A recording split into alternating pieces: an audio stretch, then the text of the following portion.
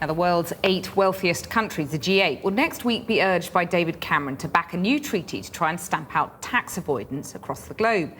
But what about the problem closer to our own shores? Britain's overseas territories, such as Bermuda and the Cayman Islands, aren't just popular with their accountants because of their golden beaches. So can the Prime Minister curb the often exotic and secretive financial arrangements in our own tax havens? Our business correspondent Siobhan Kennedy reports from Jersey. The tax haven on the shores of the Thames in London may be fake, but their demands are real. The protesters want a globally transparent tax system. David Cameron says he wants the same thing. In fact, he's staked his G8 reputation on it.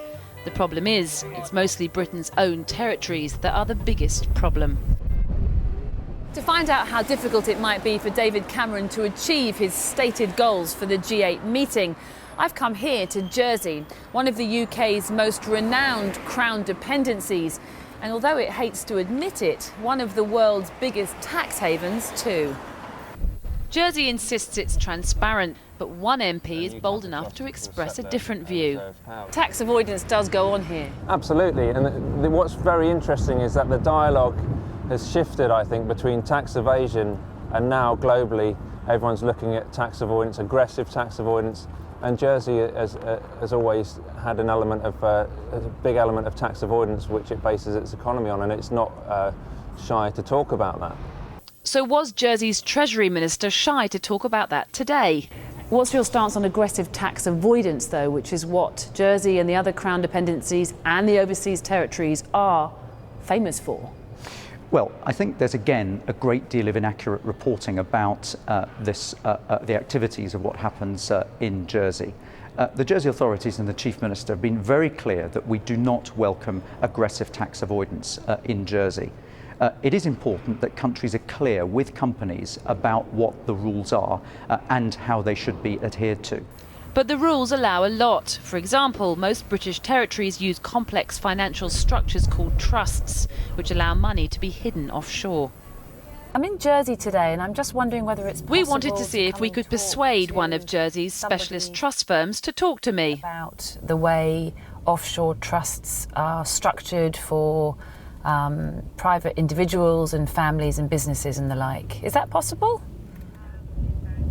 You doubt it? There are hundreds of firms specialising in creating offshore trusts. We called 6 of them. Some great British companies like Barclays, Marks & Spencer and ITV set up trusts using these firms. Despite our calls, we were unable to get a single interview with a trust manager. One even told us they preferred to remain discreet in these matters. So there's no interview for me here today. After all, this is a very secretive world, and there's nothing more secretive than the offshore trust. That's because they allow rich individuals and businesses the opportunity to squirrel money away offshore, and there's no way of finding out how much money is there, where that money is, and crucially, how much tax is or isn't being paid. But the effect of offshore money is bigger than Jersey. Channel 4 News can reveal for the first time that Britain's tax havens, including places like the British Virgin Islands, Bermuda and Jersey, are now the largest source of foreign money going into the developing world.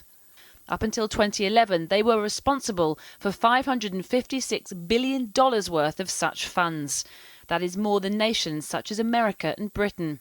If we take the BVI alone, its global funding would imply its economic footprint was more than 860 times bigger than its actual economy.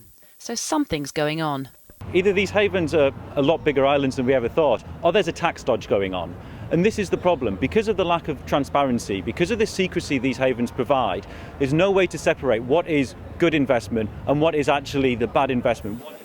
As David Cameron arrives in Northern Ireland for the G8, he says he's determined to do just that. So far, he's asking Britain's tax havens nicely. But what will he do if they don't play ball?